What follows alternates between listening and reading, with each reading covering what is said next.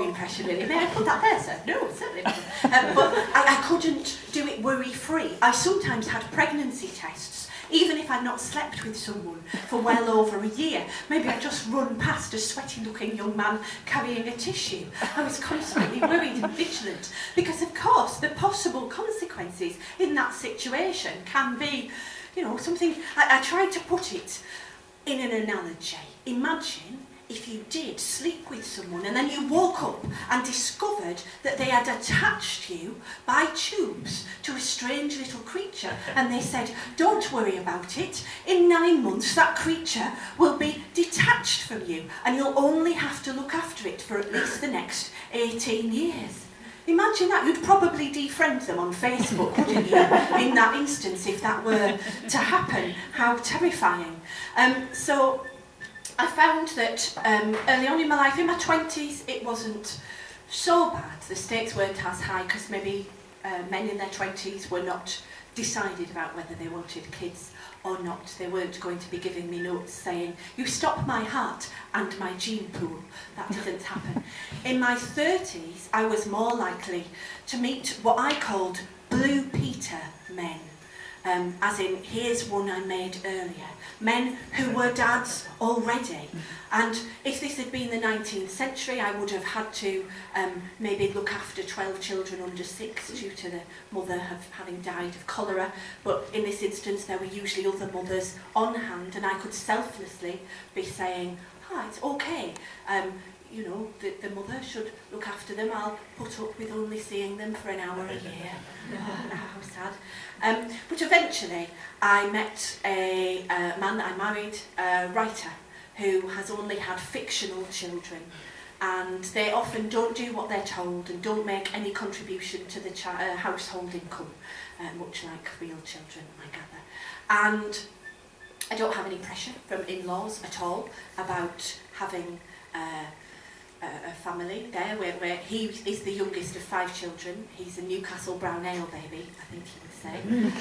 His sperm's still alive and kicking, singing Dance to Your Daddy as they swim about without a coat outside the sperm. It's all fine. But I think I got him as a dog substitute originally, to be honest. You know, like some people have children as pet substitutes. No, Alfie was a dog substitute. At the time we met, I was living in a flat and the tenancy agreement clearly stated no dogs. And it didn't say anything about no children and no boyfriends. I think that is cruel and unfair and discriminatory, because surely the slight smell of wet dog hair is a lot easier to get rid of than the ingrained stench of semen, links and nappies, I'm just saying. So we get on really well, we go on walkies together, I stroke his head on the settee, he eats things out of tins when I'm away, sometimes licks the water out of the toilet bowl, and quite often it's almost as if he understands every word. Quite often. So in that respect, it's worked out quite well. But there is still, as I say, a lot of social pressure, a lot of pressure when you're growing up, a lot of pressure at school even. There's not necessarily alternative role models shown. Tanisha, our baby, what gender is it, and do we have a name? And could you hold him or her up so we can see? So yes. It's a girl. It's a girl called Amelia. Amelia. Oh, nice. So we've got Amelia. We have a decision that we need to make now as an audience, and that decision is around its education. So this is the breakdown of how much Amelia would cost. We've got things like £9,000 on hobbies and toys, £14,000 on food, £11,000 on furniture, bizarrely, £63,000 on child minding. That's the second biggest cost. The biggest one, of course, even if your child just goes to a state school, an ordinary school, is £72,000, including college, to be fair, but not university fees.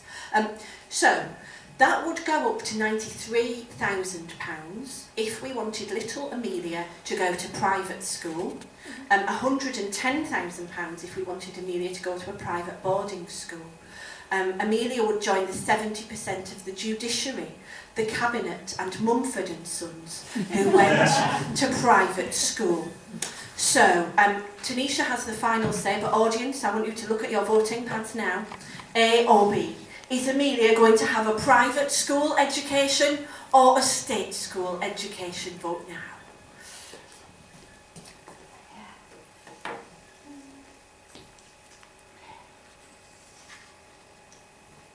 Oh, right, okay, excellent. Almost overwhelmingly, we want her to have a state school education. Tanisha, it's your call though. Where is Amelia going to go? State school education. State school education, excellent. And you're currently at Greenfield School in Newton Aycliffe. And are you, how is it for you?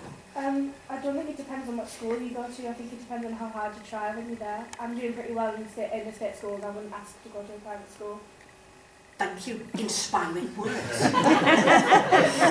And like, in fact, it's almost as if you're being scripted. That's quite weird. Well done. That is very, very good. I could at this point come back against the narrative of the dominant narrative of hard work, whereas actually there are many social factors against schools, state schools and children. But I'm not going to do that. We're just going to go, right, Amelia, state school, jobs are good. So she costs us, it's the £222,000 at this point. Now, the role modelling thing is so important. As I say, there's a name now for non-parents. It's otherhood. An American author wrote a book, it had to be, and called us the people who have otherhood. But still not so many role models in the media. Some of these famous people are, some aren't. And you're going to guess when we play an enthralling game of mother, father or other. I feel that I should have had theme music at this point, but we don't. So, whatever. And I simply want you to shout out. We're not going to do voting boxes on this, I just want you to shout out. First of all, we have got Miriam Margulies. Is she mother or other? Mother. Oh, mother. Mother, look at her with her lovely kind face and happy smile and grey hair. Miriam Margulies is very determinedly other.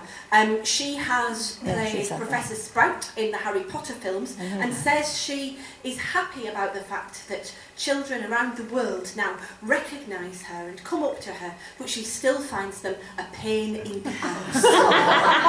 That's what she said, so she's very vocal about that.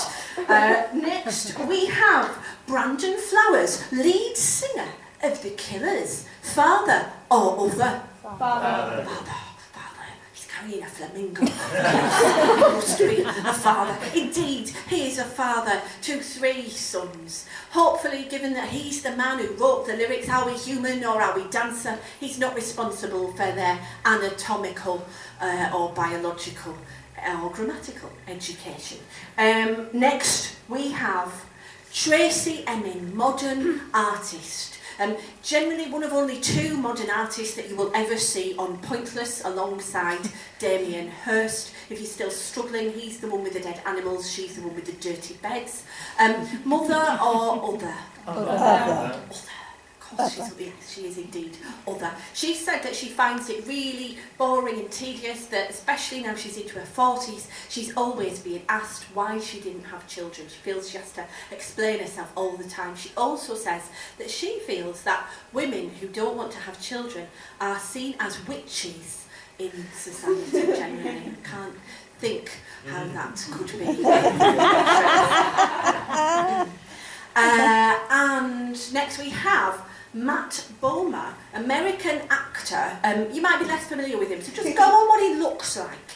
He was supposed to be the lead actor in the film 50 Shades of Grey, but he didn't get the role. He's now become somewhat of a whipping boy for the media after that. But yes, father or other? Other. Father? Father. Not less Okay. certain. And as some people saying father, say they feel he looks like a father. No. He just looks like a father. It's a strong job. Matt is indeed a father of 3 children with his partner Simon. And finally, Helen Mirren. That's Mother cheating. or other? Other. Other?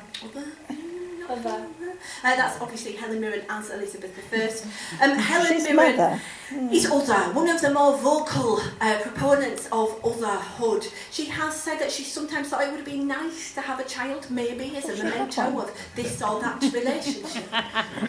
Most of us will just make do with an ashtray or that CD from a Spanish holiday. She also said that she's quite fed up that lots of people will ask her about why she's not had children, particularly older men now that she's in her 60s, and they'll say, you're leaving it a bit late, old girl, you'd better hurry up. And she says, I tell them, no, fuck off. Well, for her. And of course, two in one there, she is playing the most famous child-free woman in all of history, not Miss Hooley from Balamory, but Elizabeth I, who didn't want to get married and didn't want to have children to preserve the integrity of her throne, essentially.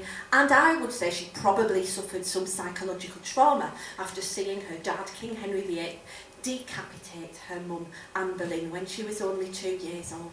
Although on the positive side, that did give rise to the girls' world. So everything has a happy ending, ultimately.